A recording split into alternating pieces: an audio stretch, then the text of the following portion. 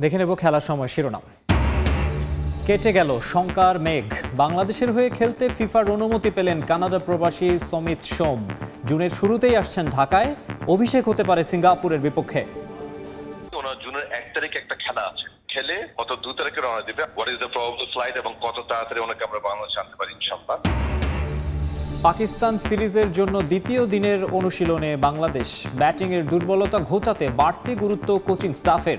মাঠে না থাকলেও জিম সেশন মোস্তাফিজের। ভবিষ্যৎকে প্রাধান্য দিতে গিয়ে বর্তমানের ক্ষতি করছেন নির্বাচকরা। মিরাজকে বাদ দেয়ায় হতাশ সাবেক প্রধান নির্বাচক নান্নু। উচ্ছ্বসিত লিটনের অধিনায়কত্বে।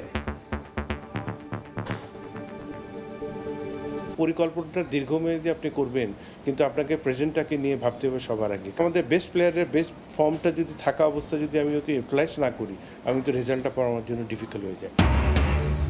ইনজুরি থেকে সুস্থ হয়ে শ্রীলঙ্কার বিপক্ষে সিরিজেই মাঠে ফিরছেন তাসকিন। লাগছে না সার্জারি, জানালেন দেবাশিস। লন্ডন থেকে দেশে ফিরলেই শুরু রিহ্যাব। এবং রাতে চ্যাম্পিয়ন্স লিগের হাই ভোল্টেজ সেমিফাইনাল। 15 বছরের ক্ষুধার্ত ইন্টার মিলানের সামনে বার্সেলোনা। রোমাঞ্চকর ম্যাচের অপেক্ষায় সান সিরো।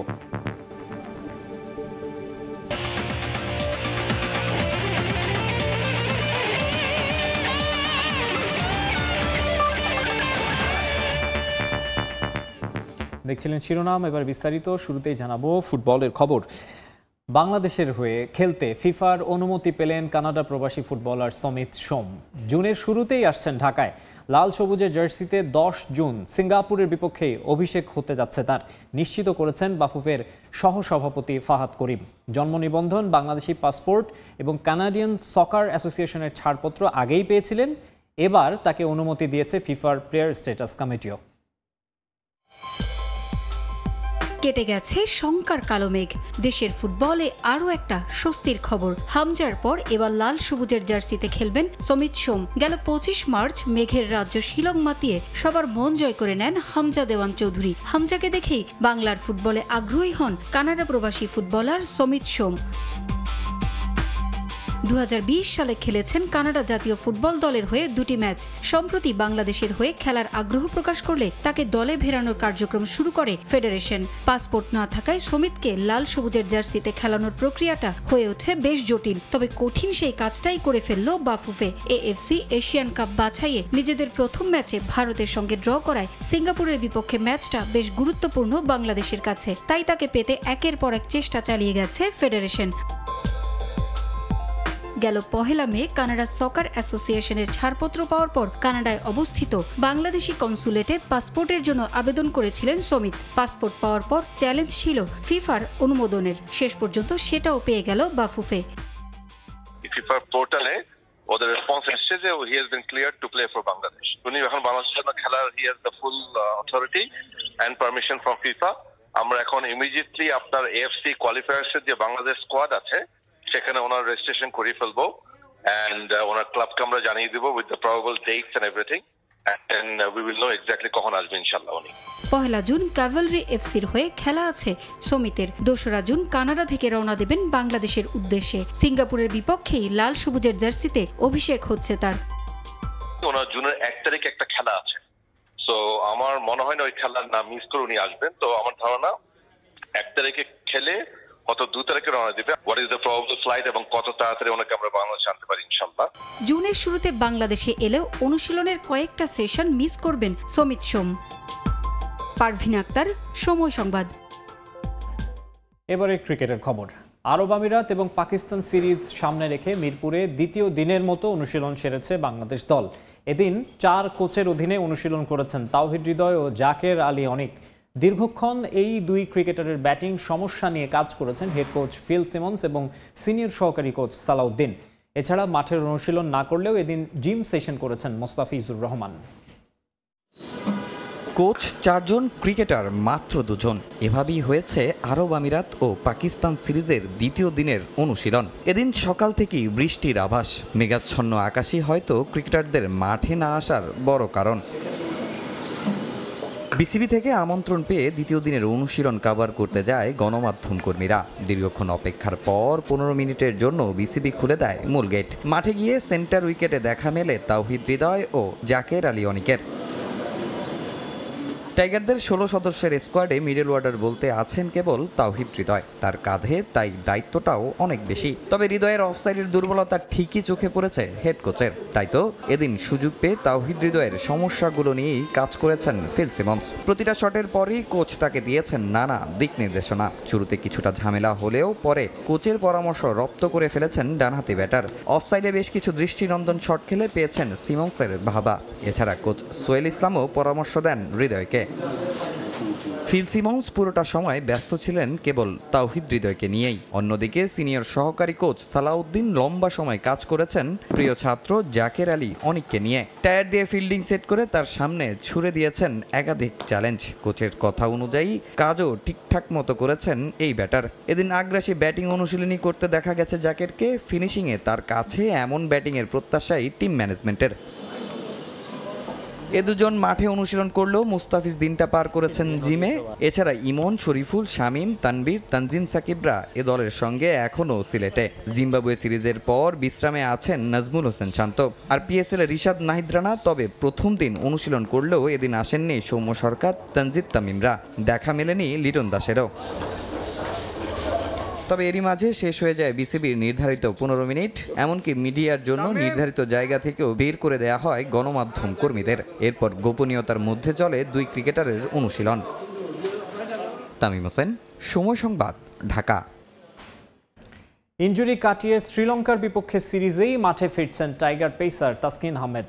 আপাতত করা লাগছে না সার্জারি। লন্ডনে স্পোর্টস সার্জন, স্পোর্টস সাইকোথেরাপিস্ট ও গোড়ালি বিশেষজ্ঞদের পরামর্শ শেষে নিশ্চিত করেছেন বিসিবির চিকিৎসক দেবাশিস চৌধুরী। দেশে ফিরেই শুরু হবে তাসকিনের রিহ্যাব। পুরোপুরি সেরে উঠতে সময় লাগবে প্রায় 1 মাস। এক দশকের বেশি আন্তর্জাতিক ক্যারিয়ার। মাঠে যতটা ক্ষিপ্র তাসকিন, 22 গজে যতটা লড়েছেন প্রতিপক্ষের বিপক্ষে, মাঠের বাইরে আরেকটা লড়াই ছিল ইনজুরির সঙ্গে। পেসারদের ইনজুরির সাথে সখ্যতা নিয়মিত হলেও তাসকিনের বেলায় যেন ছিল একটু বেশি। সময়ের সঙ্গে পাল্লা দিয়ে বয়সও বাড়ছে ঢাকা এক্সপ্রেসের। তাই তো ওয়ার্কলোড ম্যানেজমেন্টের আওতায় সোনার ডিম পাড়া হাঁসকে বেশ রয়েসই খেলাচ্ছে বিসিবি। কিন্তু বিপত্তিটা বাধে গেল বছরের অক্টোবরে, যখন থেকে গোড়ালিতে ব্যথা অনুভব করছিলেন তাসকিন। সেই ব্যথা নিয়ে খেলেছেন বিপিএল চ্যাম্পিয়ন্স ট্রফি কিংবা ডিপিএলে। তবে ধীরে ধীরে ব্যথা বাড়তে থাকে। এক পর্যায়ে সমস্যা তৈরি হয় বোলিংয়ে, যার ফলে মোহামেডানের জার্সিতে 21 মার্চের পর আর মাঠে নামা হয়নি তার। খেলা হয়নি টাইগারদের হয়ে সবশেষ জিম্বাবুয়ে সিরিজে, যে কারণে তাসকিন মিস করছেন আসন্ন আমিরাত আর পাকিস্তান সফরও। উন্নত চিকিৎসা আর পরামর্শের জন্য গেল 27 এপ্রিল লন্ডনে যান তাসকিন। সঙ্গে ছিলেন বিসিবির প্রধান চিকিৎসক দেবাশিস চৌধুরী। বিলেতে স্পোর্টস সার্জন, স্পোর্টস সাইকোথেরাপিস্ট ও গোড়ালি বিশেষজ্ঞ চিকিৎসকের সম্মিলিত দলের সঙ্গে একাধিক দফা সেশনের পর পাওয়া গেল স্বস্তির খবর। জানা গেছে এখনই কোনো সার্জারির প্রয়োজন নেই টাইগার পেসারের, তবে যেতে হবে পুনর্বাসন প্রক্রিয়ার মধ্য দিয়েই। আপাতত সার্জারি লাগছে না তাসকিনের। তার জন্য এখন সবচেয়ে উপযুক্ত পদ্ধতি হচ্ছে রক্ষণাত্মক, অর্থাৎ অপারেশন ছাড়াই চিকিৎসা। তার পুনর্বাসন কর্মসূচি এমনভাবে সাজানো হয়েছে যাতে ধীরে ধীরে তার ফিটনেস ফিরে আসে এবং টেন্ডনের সমস্যাটিও নিয়ন্ত্রিত থাকে। আমরা তাসকিনের উন্নতির ব্যাপারে আশাবাদী। ঢাকায় ফিরে বিসিবির মেডিকেল ও ফিজিক্যাল সাপোর্ট স্টাফদের নিয়ে পুনর্বাসন প্রক্রিয়া শুরু হবে তাসকিনের। সব ঠিক থাকলে 1 মাসের মধ্যে পূর্ণ উদ্যমে মাঠে ফিরতে পারবেন তিনি। অর্থাৎ জুনের দ্বিতীয় সপ্তাহে শ্রীলঙ্কার বিপক্ষে পূর্ণাঙ্গ সিরিজেই পাওয়া যাবে তাকে। তবে ক্যারিয়ারের বাকিটা সময় ইনজুরি বিষয়টি মাথায় রেখেই সতর্কতার সঙ্গে খেলতে হবে তাসকিন আহমেদকে। মাহবুব রিমন, সময় সংবাদ। ভবিষ্যতের ভাবনাকে প্রাধান্য দিতে গিয়ে বর্তমানের ক্ষতি করছেন কিনা লিপু রাজ্জাকের নির্বাচক প্যানেলের কাছে এমন প্রশ্ন তুলেছেন বিসিবির সাবেক প্রধান নির্বাচক মিনহাজুল আবেদিন নান্নু। তিনি বিস্মিত বিপিএলের সেরা পারফর্মার মেহেদী হাসান মিরাজকে টি-20 দলে না রাখায়। ঘরোয়া কোনো পর্যায়ে অধিনায়কত্ব না করা শেখ মেহেদীকে সহ অধিনায়ক করারও সমালোচনা করেছেন তিনি। তবে নতুন অধিনায়ক লিটন দাসকে নিয়ে উচ্ছ্বসিত Nannu. Miraz is a very very important বলি, ভ্যালুয়েবল বলি আমাদের জাতীয় দলের জন্য। টি-20 প্ল্যানিংয়ে একটু ব্যাকফুটে আছেন, বাট তিনি ডেফিনেটলি যে কোনো সময় যে কোনো পরিস্থিতিতে অ্যাডাপ্ট করার জন্য একটা চমৎকার খেলোয়াড়। মিরাজকে টি-20 দলে না রাখার যে কারণ ব্যাখ্যা করেছেন প্রধান নির্বাচক, সেটা কতটা যৌক্তিক তা তর্ক সাপেক্ষ। টপ পারফর্মার হয়েও মিরাজ দুর্ভাগা নাকি বৈষম্যের শিকার, এ নিয়ে দ্বিধায় থাকতেই পারেন এই টাইগার অলরাউন্ডার। বোর্ডের কেন্দ্রীয় চুক্তিতে এই ক্যাটাগরিতে থাকা মিরাজ সবশেষ বিপিএল এর সেরা পারফর্মার। ওপেনিং থেকে লোয়ার অর্ডার সব জায়গাতেই ব্যাট করতে পারার সুখ্যাতি আছে তার, আছেন দারুণ টাচেও। সবশেষ জিম্বাবুয়ে সিরিজও হয়েছেন ম্যান অব দ্য টুর্নামেন্ট, অথচ সেই মিরাজই নেই আমিরাত আর পাকিস্তানের বিপক্ষে ঘোষিত টি-20 স্কোয়াডে। এটা তো ওর জন্য খুবই দুঃখজনক একটা ঘটনা, কারণ ম্যান অফ দ্য টুর্নামেন্ট যে ভার্সনে খেলতে যাচ্ছি আমরা, এবং 2026-এ যে ভার্সনে আমরা ওয়ার্ল্ড কাপ খেলবো, এবং আমাদের এখানে one of the best tournament BPL যেটা টি-20 ফরম্যাট, এই জায়গায় ম্যান অফ দ্য টুর্নামেন্টকে আমরা দলের বাইরে করে দিয়েছি। আমার মনে হয় ওর থাকা উচিত ছিল, এবং এখন যে কজন আমাদের অলরাউন্ডার আছে সাকিব যাওয়ার পরে, ও the one of the best. তো এই জায়গায় কিন্তু টি-20 ক্রিকেটটা এমন একটা ক্রিকেট, এখানে কিন্তু অলরাউন্ডার দরকার। আপনার পুরো ডিপেন্ড করে কিন্তু আপনার দল গঠন করা একটা অজুহাত দেওয়া এটা ঠিক না। এখানে পরিকল্পনাটা দীর্ঘমেয়াদী আপনি করবেন, কিন্তু আপনাকে প্রেজেন্টটাকে নিয়ে ভাবতে হবে সবার আগে, কারণ এই জায়গায় আপনাকে দেখতে হবে যে এভরি মান্থে কিন্তু একটা না একটা সিরিজ চলতেই থাকে। এই জায়গায় কিন্তু 85% আমাদের একই ধরনের খেলোয়াড় কিন্তু পার্টিসিপেট করে। তো এই জায়গায় আমাদের বেস্ট প্লেয়ারের বেস্ট ফর্মটা যদি থাকা অবস্থা যদি আমি ওকে ইউটিলাইজ না করি, আমি তো রেজাল্টটা পাওয়া আমার জন্য ডিফিকাল্ট হয়ে যায়। লিপু রাজ্জাকের এই দল নিয়ে বিতর্ক আছে আরও। কখনোই ঘরোয়া টুর্নামেন্টে দলকে নেতৃত্ব না দেয়া শেখ মেহেদীকে বানানো হয়েছে সহ অধিনায়ক, অথচ লিটনের সঙ্গে অধিনায়ক হওয়ার দৌড়ে যিনি ছিলেন সেই তাওহিদ হৃদয়কে নেওয়া হয়নি বিবেচনায়।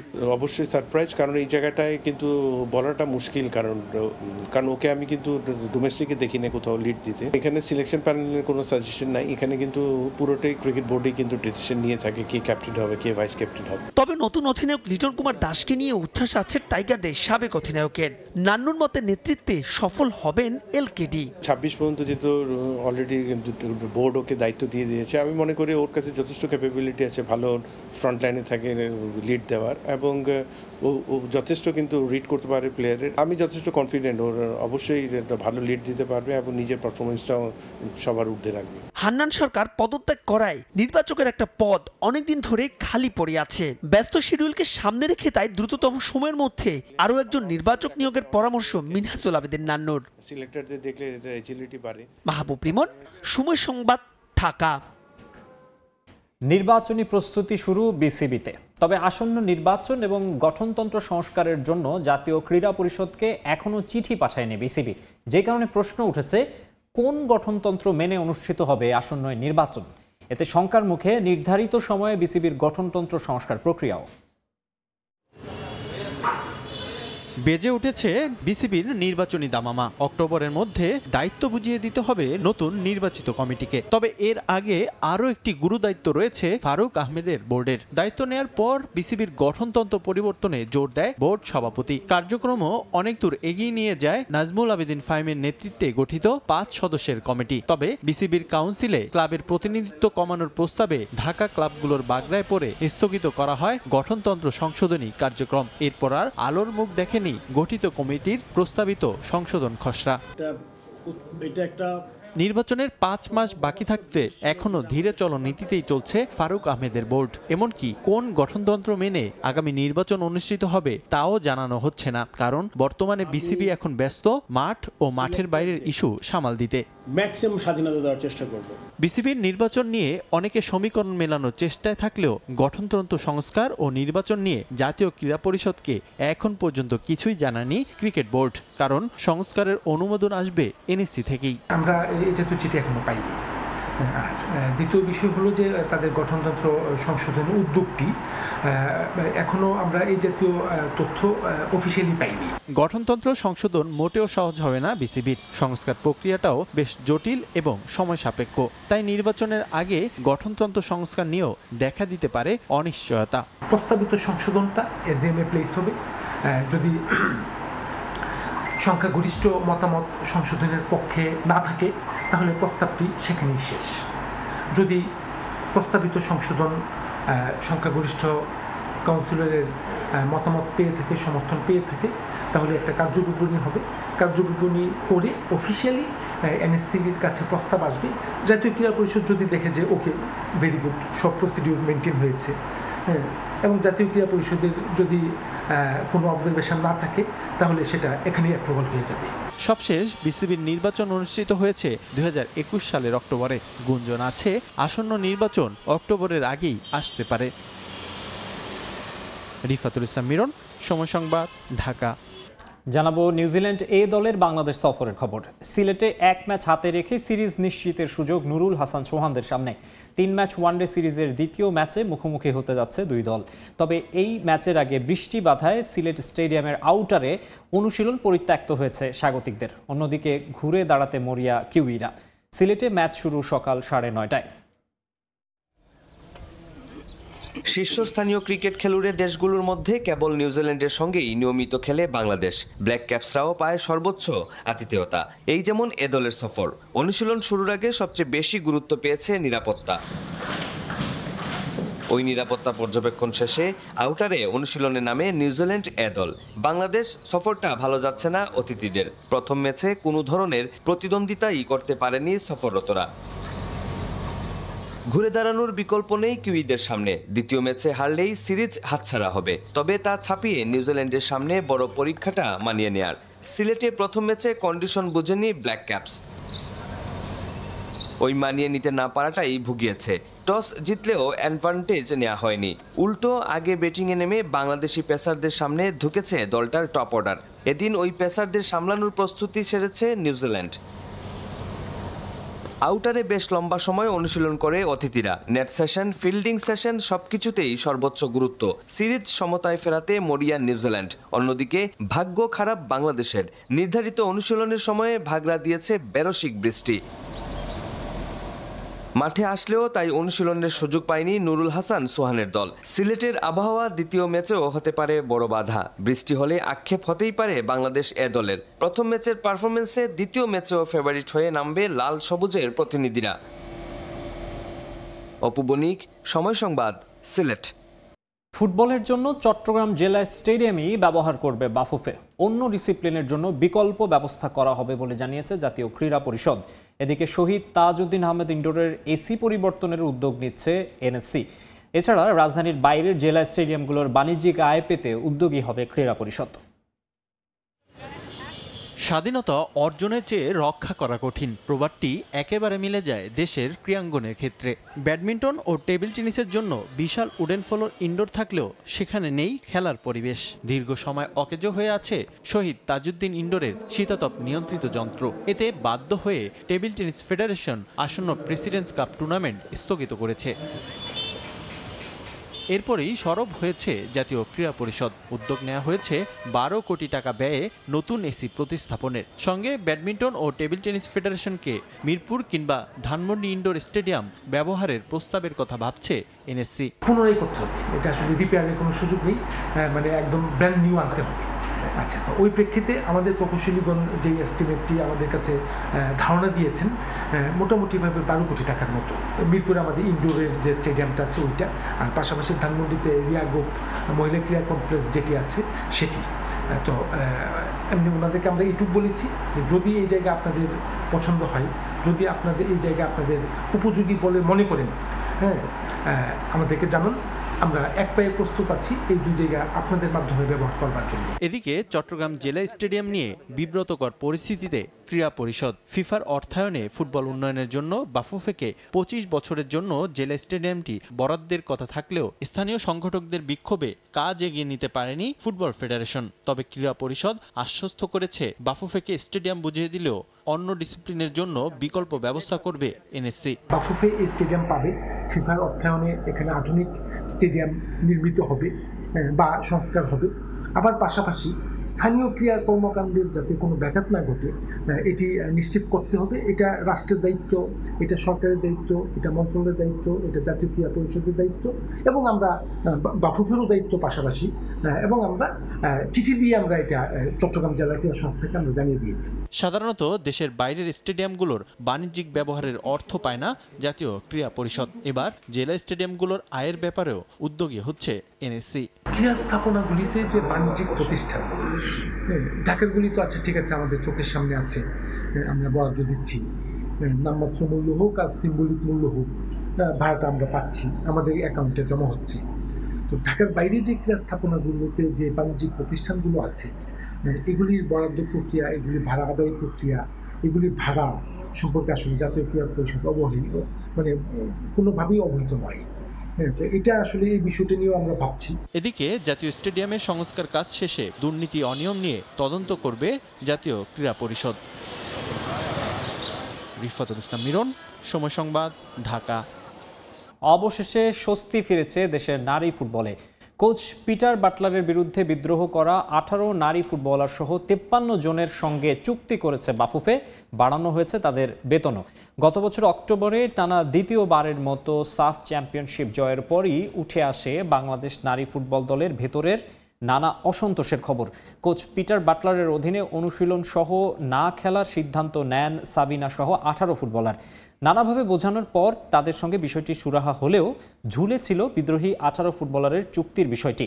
আগে 35 জনের সঙ্গে চুক্তি হয়েছিল, অবশেষে ওই 18 জনের সঙ্গে এবার চুক্তি সেরে ফেলেছে বাফুফে।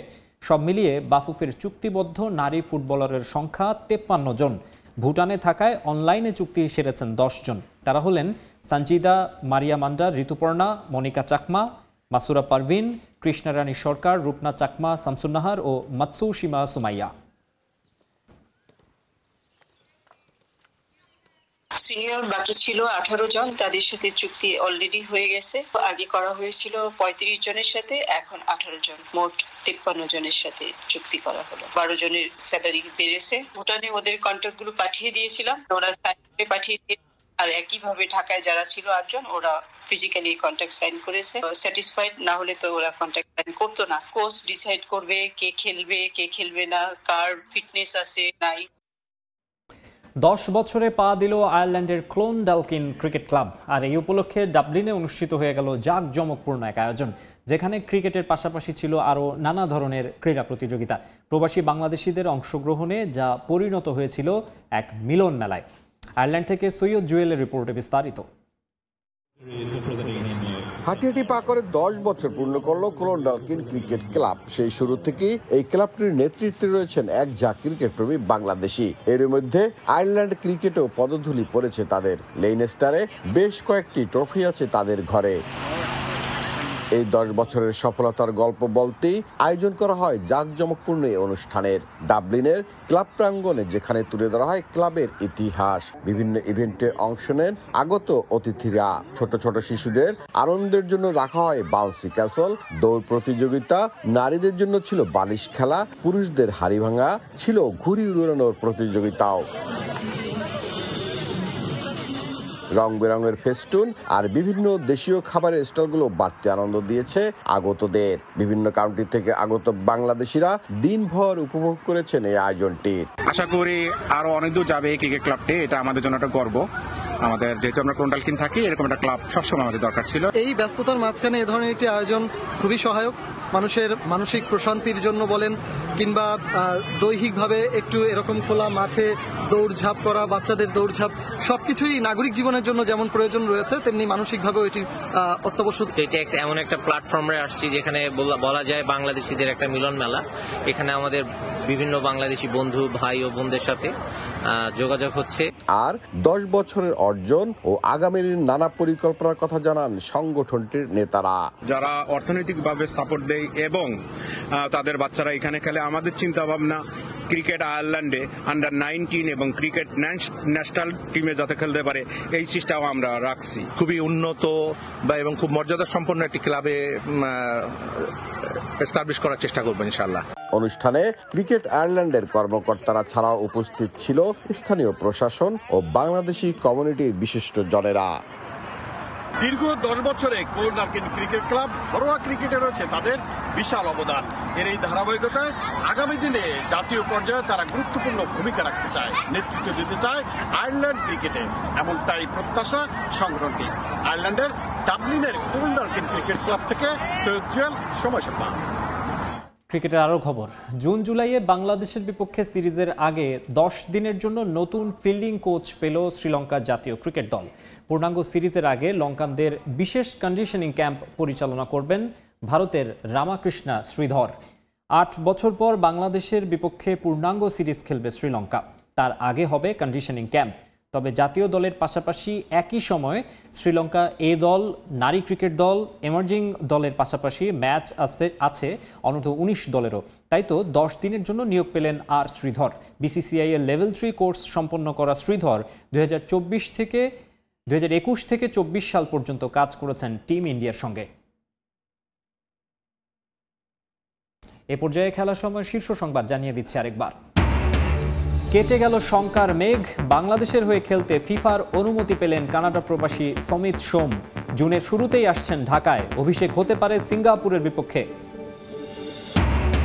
ভবিষ্যৎকে প্রাধান্য দিতে গিয়ে বর্তমানের ক্ষতি করছেন নির্বাচকরা, মিরাজকে বাদ দেয়ায় হতাশ সাবেক প্রধান নির্বাচক নান্নু, উচ্ছ্বসিত লিটনের অধিনায়কত্ব নিয়ে।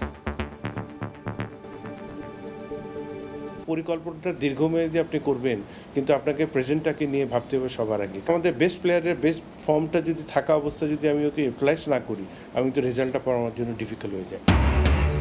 এবং রাতে চ্যাম্পিয়ন্স লিগের হাই ভোল্টেজ সেমিফাইনাল, 15 বছরের ক্ষুধার্ত ইন্টার মিলানের সামনে বার্সেলোনা, রোমাঞ্চকর এক ম্যাচের অপেক্ষায় সান সিরো।